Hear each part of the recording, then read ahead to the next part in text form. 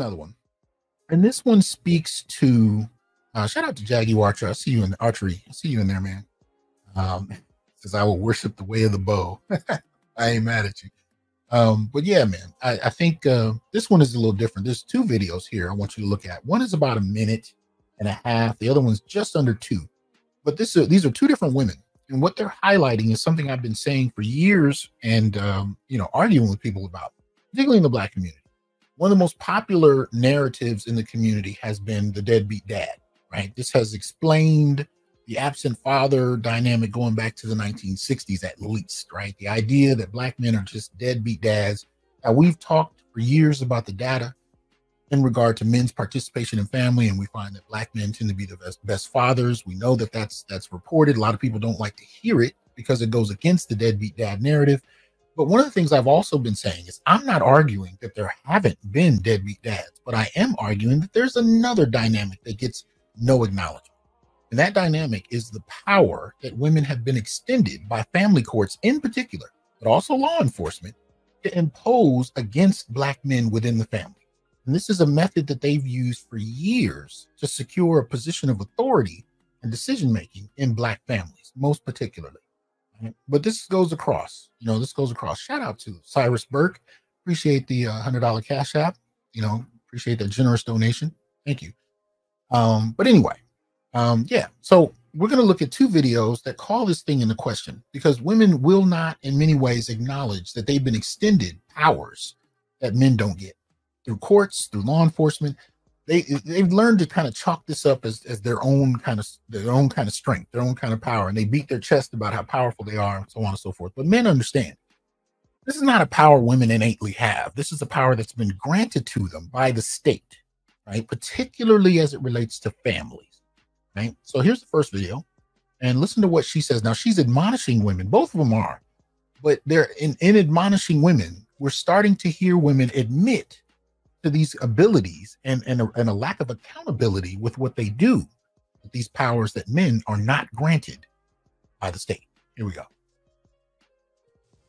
So y'all go ahead and y'all tell y'all kids why they was born. Tell your daughter, your son, they were born because you was trying to be vindictive and evil and nasty to your baby daddy. Tell your kid how you wasn't born out of love. You wasn't born because me and your dad wanted you. You were born because you were a meal ticket and your daddy had money. Tell your kid how every time you turn around, you are pulling him or her away from their daddy because you're mad at him because he don't want to do something that you want him to do. Tell your kid how they didn't get the quality time or the full daddy effect because you were so upset that this man didn't want you, or this man is dating somebody else, or this man does not care nothing about you. Tell your kid that. Tell your kid how you are the reason why they don't have the relationship that they should have with their dad. Tell your kid, own y'all shit.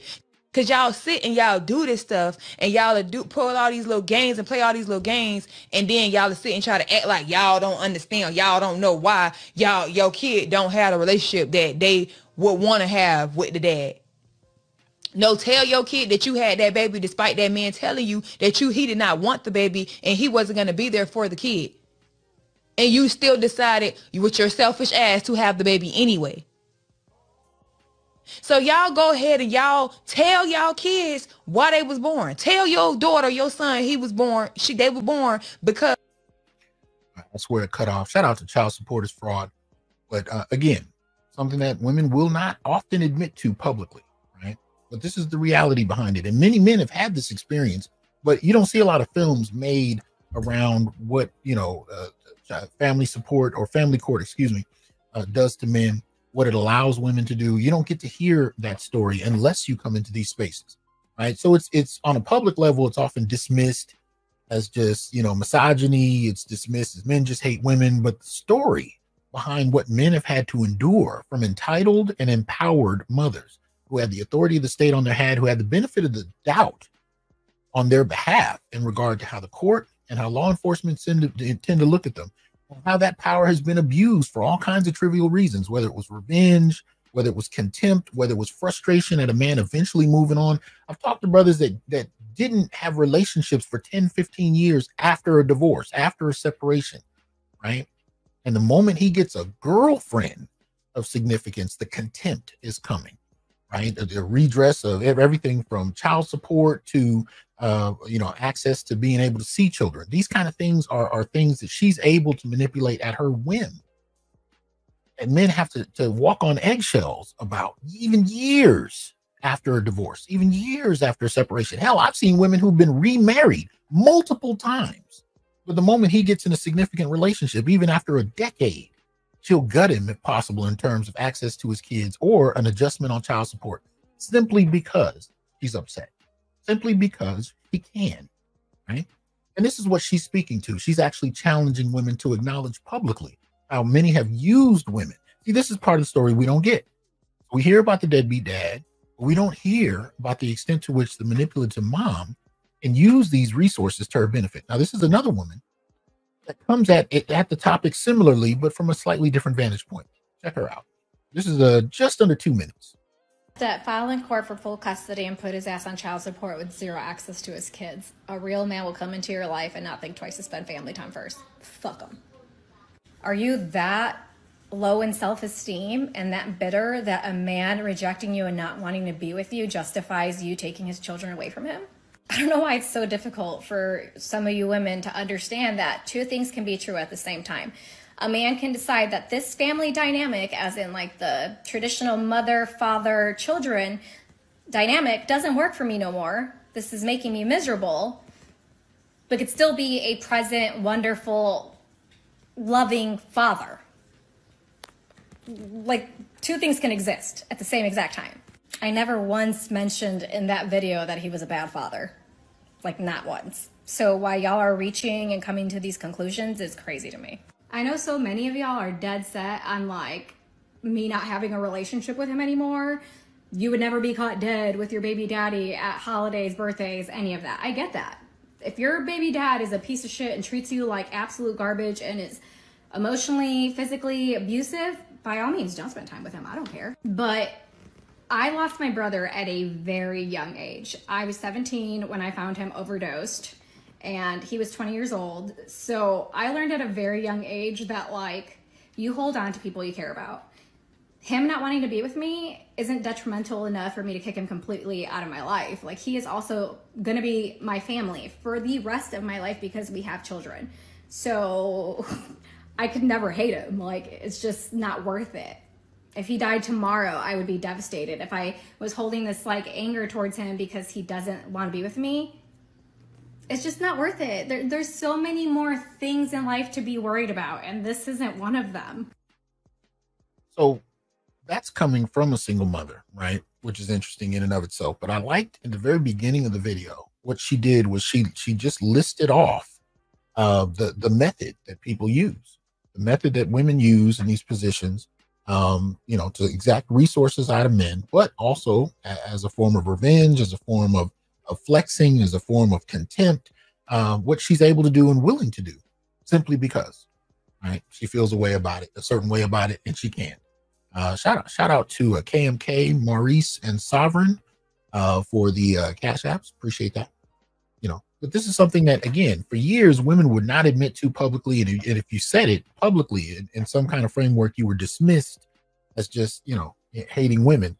But now you have women coming forward, starting to admit that this is something that women have actively been doing and manipulating. And so now the question is being posed about accountability, right? What is the accountability for this? How much damage has this done, not only to the family in the West, but especially in the Black community, right? Because once that power was extended, women got to exact whatever they wanted to for whatever whimsical reasons they wanted to, even if those reasons weren't sound. Again, I've told this story for the last couple of years since it was told to me. Told you about a former student of mine who called me and late at night one night, and he's just said, "Doc, I got to admit, you were right.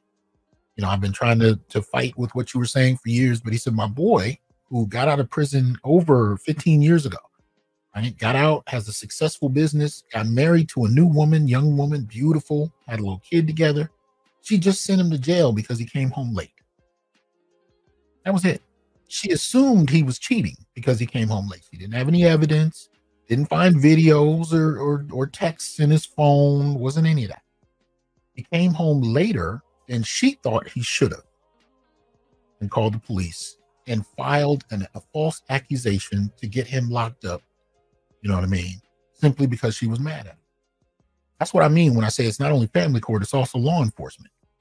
She was able to bring in law enforcement to exact a revenge for imagined slights, not actual ones. And that doesn't justify it either. Even if a man does cheat, he shouldn't have to go back to prison for that over a false accusation. None of that.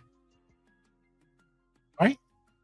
Because women will tell you in a heartbeat, if they cheat on you, they don't deserve to be beaten down by a man. There's no reason to put hands on a woman, but there's a reason to send a man back to jail for a false accusation just because you're mad at him. These are the kind of things men have been enduring for decades. And, you know, the only people that talk about it, shout out to Front Toward Enemy. Appreciate that. I salute you as well. Appreciate the support. The only people who talk about that are the men that experience it. And even then, we only get to talk about it really in these circles. You don't see, you know, again, this is not mainstream Hollywood. You don't see movies told from our vantage point. Right? Very rarely do you see a movie told from our vantage point, especially as it relates to women. I put up a short last week about how the Morehouse School of Medicine, right, out of 18, you know, in their family medicine section, right, had 18 female doctors there, or excuse me, 15 out of 18, and there were only 3 males. I can't tell y'all how many messages I got from men telling me, oh, you know, let's be fair. I mean, it's not Morehouse technically. So, you know, they're finding all kind of technical reasons to excuse the fact that women have no problem benefiting when they benefit. Now, they'll complain on the back end about not having enough men on their level to date, but short of that, there's no acknowledgement when they're benefiting. But let it be a school where it's 15 males out of 18 and 3 females, and watch what happens, right? Accountability is not something that we were able to exact without extreme blowback. But when questions like this come up, right, we've been calling for this for years. Shout out to Douglas, appreciate the Cash App, but it's rarely acknowledged. So now you have women that are starting to do it. And we see a shift in the environment. We see a shift in the economy. There's all kinds of issues women are starting to have with men who are bailing, refusing to date, refusing to interact, refusing to acknowledge their plight. Now we're starting to see a shift in the language where women are starting to say the things that men have been saying for the last 10, 15 years publicly. That these things are happening. They're admitting that it happens. There's still no serious accountability question, but at least those 2 women I played did attempt to hold some accountability in regard to what men experience. And the second video, she called it out like a formula. And that's what I think is so important about the second video. The first video, she challenged mothers to acknowledge it and see the damage they did to families. The second video listed out the things that women do as a formula. Right? I think Richard Cooper calls it, you know, pressing the button for cash and prizes when it comes to getting a divorce. Women come into this, and I've seen them, and even my own family, trained from a young age to know what options are available to them. And you get tired of his shit, divorce him and take half his money, take half his stuff.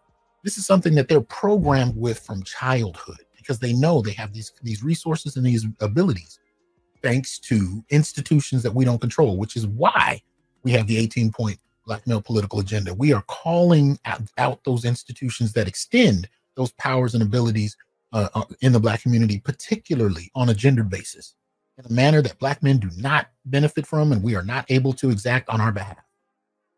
So we are acknowledging that and challenging that straight out. But at the same time, it's never stopped happening. It's been happening. Shout out to Lawrence. Appreciate that support. And we need to acknowledge that because it continues to happen and it disrupts the Black family to such a degree that you're having a larger percentage of men who are opting out of not only marriage, but opting out of marriage and relationships with Black women. They're looking abroad. They're looking to go monk and have no relationships at all. These things are happening in direct response. So shout out to those 2 ladies. Appreciate that.